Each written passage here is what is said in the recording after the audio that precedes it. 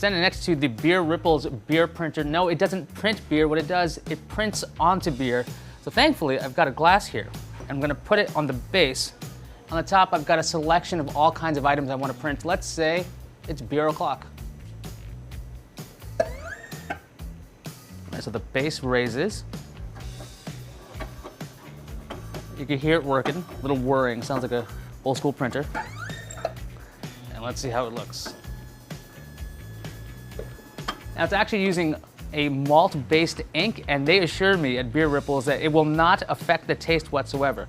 Let's see how it tastes.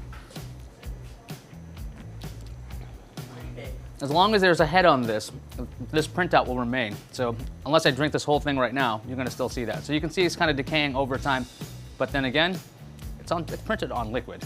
The machine itself costs around $3,000, obviously not meant for the consumer market. It's meant to be more in bars, hospitality areas. I bet you see this at conventions everywhere.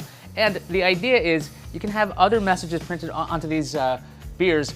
Just brew it, in beer we trust, just drink it. And they also have the ability to flirt with other customers at the bar if you wanted to, but I don't know how strong your game is.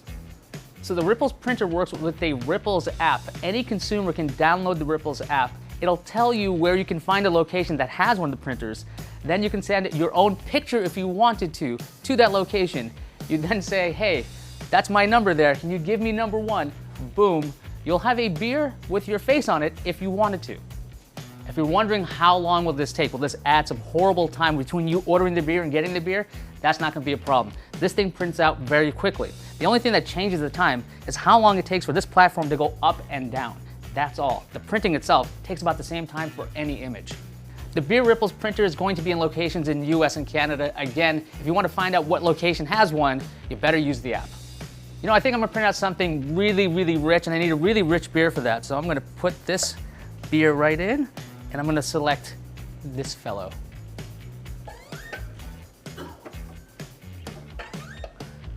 All right, now the moment. There it is. Brian Cooley. I'm gonna drink it in, man. Sorry, Brian. Tastes like Roadshow.